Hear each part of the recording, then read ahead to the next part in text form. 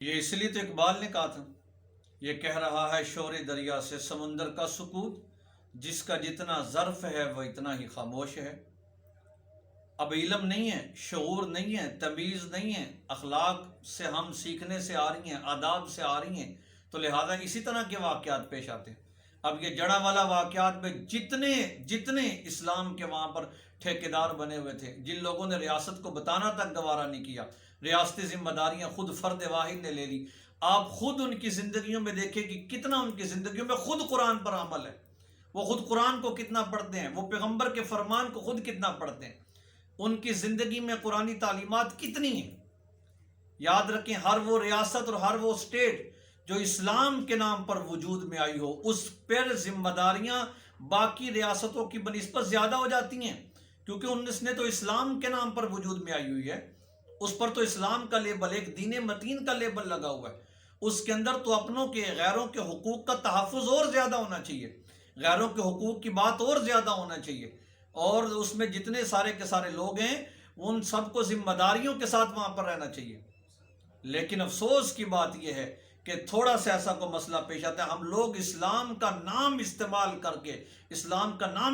کر کے ہم لوگوں نے تکلیف دیتے ہیں۔ یاد رکھو، پیغمبر صلی اللہ علیہ وسلم کی حدیث ہے، من قتل معاہدا لم یرہ رائیۃ الجنہ، جس نے کسی ذمی کو قتل کیا، کسی معاہد کو، ہر وہ لوگ جو ہمارے ملک میں، ہمارے عہد و پیمان میں، ہماری امان میں رہ رہے ہیں، جس نے اس کو قتل کیا، ان کی املاک کو نقصان پہنچایا، یہ سارے کے سارے، اور کیا فرمایا؟ لم یرہ رائیۃ الجنہ، وہ لوگ تو جنت کی خوشبو تک سون نہیں سکتے،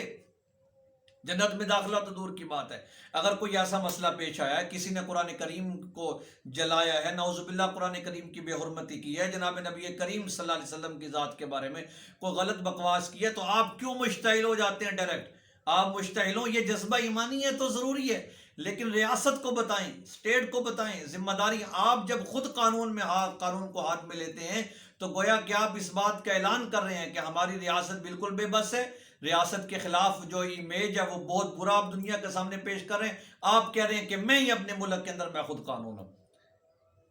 تو ظاہر ہے پھر لوگ اس قانون کا غلطی استعمال کریں گے۔ تو یہ جو جڑا والا واقعہ میں جو کچھ پیش آیا، بالکل اس کا اسلام کے ساتھ اور ہمارے دین کے ساتھ اور اسلامی ریاست کے ساتھ اس کا کسی قسم کا کوئی تعلق نہیں ہے۔ ذمہ دار علماء کو چاہیے کہ آئیں اور اپنے بیانات ریکارڈ کروائیں اور امت کو بتائیں، اور ایسے جاہل خطیبوں کے پیچھے واہ واہ، جن کی ذمہ دار جو کہتے ہیں واہ واہ کریں ہمارے پیچھے، ان کے پیچھے چلنا چھوڑ دیں۔ ذمہ دار علماء کرام ہیں، مفتیان کرام ہیں، قاضی القضات ہیں، جج ہیں ہمارے، وہاں پر کیس دائر کروائیں، باقاعدہ ان کے خلاف پرچہ کٹوائیں، اور اس کے بعد دیکھیں ریاست کو کوئی ذمہ داریاں دیں، ریاست یہ کام کرے گی۔ اگر ریاست ذمہ داری ادا نہیں کرتی پھر اس کے بعد آپ آگے نکلیں۔ تو لہٰذا میرے بھائی، یہ اسلام کی حقیقی تصویر نہیں ہے۔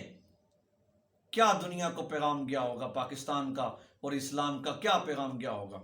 کیا دنیا ہمارے بارے میں سوچ رہے کہ یہ اتنے لا قانون لوگ ہیں، اتنے لا مذہب لوگ ہیں کہ ان کے مذہب میں اگر کوئی ایسا واقعہ پیش ہے، اس کی تعلیمات ہی موجود نہیں ہے کہ لوگ خود بخود مشتعل ہجوم آ جاتا ہے اور لوگوں کے اکسانے پر غیر کی املاک کو، ان کے املاک کو اور ان کے گھروں کو نظر آتش کر دیا جاتا ہے، نقصان کر دیا جاتا ہے۔